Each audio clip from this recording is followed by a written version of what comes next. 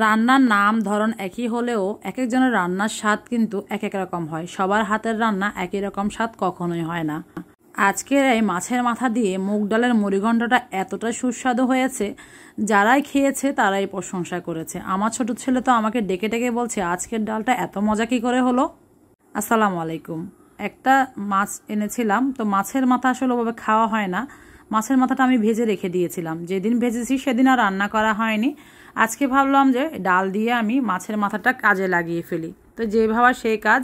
1 কাপের মতো ডাল আমি ভালো করে ধুয়ে কিছুক্ষণ ভিজিয়ে রেখেছিলাম, তারপরে এই যে সিদ্ধ করে নিয়েছি। যতটুকু পানি দিয়েছি মোটামুটি টেনে যাওয়ার পরে আমি নামিয়ে রেখেছি। এরপরে আমি এখন চলে আসছি মূল রান্নাতে।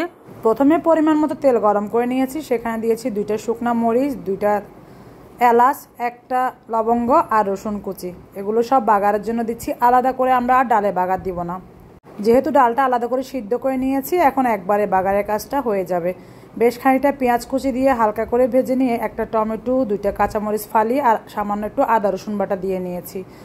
আদা রসুন বাটা দেওয়ার পরে খুব ভালো করে এটা ভেজে নিতে হবে, যেন কাঁচা গন্ধটা একদমই চলে যায়। তারপরে দিয়ে দিলাম স্বাদ মতো লবণ। আর এই মাছের মাথাটা আমি আগেই যে ভেজে রেখে দিয়েছিলাম ফ্রিজে, এখন শুধু বের করে রান্নাটা করে নিচ্ছি। লবণ হলুদ মাখিয়ে হালকা করে ভেজে নিয়েছি। চাইলে ফ্রেশ হলে না ভেজেও রান্না করা যায়, তবে ভেজে রান্না করলে বেশি মজা হয় মুড়িঘণ্টটা। ডালের মুড়িঘণ্টটা আমার কাছে বেশি মজা লাগে, বিশেষ করে মুগ ডালের মুড়িঘণ্ট। তো আমি যখনই মুড়িঘণ্ট রান্না করি বা বড় কোনো মাছের মাথা দিয়ে ডাল রান্না করি, তখনই আমি মুগ ডাল দিয়ে করার চেষ্টা করি।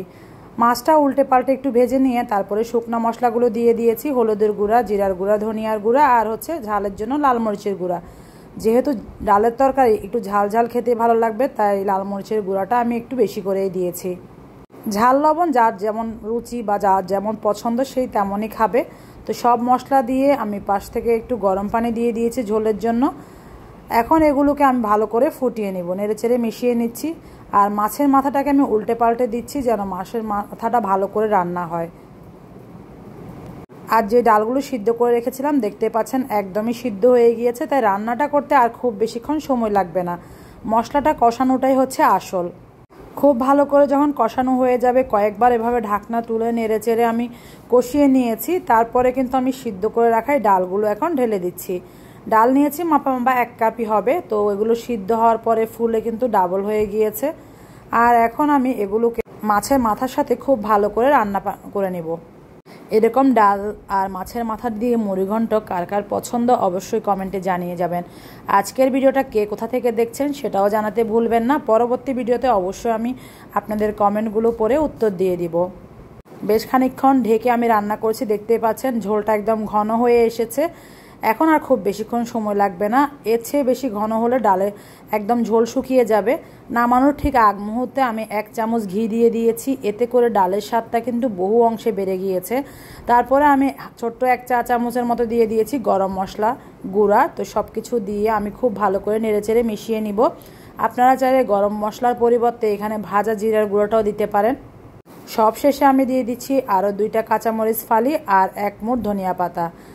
এই ধনিয়া পাতা দেওয়ার কারণে পুরো লুকটাই চেঞ্জ হয়ে গিয়েছে, আর ফ্লেভারটাও সাথে সাথে কিন্তু চেঞ্জ হয়ে যায়। লবণ চেক করে নিলাম, সব কিছু একদম পারফেক্ট। আমার রান্না কিন্তু শেষ। দেখছেন কতটা সুন্দর লাগছে। রান্নাটা খুব ইজি হলেও খেতে কিন্তু অনেক বেশি মজা হয়েছে। এই ডালটা দিয়ে আপনি সাদা ভাত যেমন খেতে পারবেন রুটি, পরোটা কিংবা নান রুটির সাথেও। আমি আমার ছোটো ছেলেকে খাবার দিয়ে গিয়েছিলাম অন্য কাজে, সে আমাকে ডেকে ডেকে বলছে, আজকের ডালটা এত মজা কি করে হলো। আপনাদের কাছে আজকের রেসিপি কেমন লেগেছে জানাতে ভুলবেন না। সবাই ভালো থাকবেন, আমি বিদায় নিচ্ছি। আল্লাহ হাফেজ।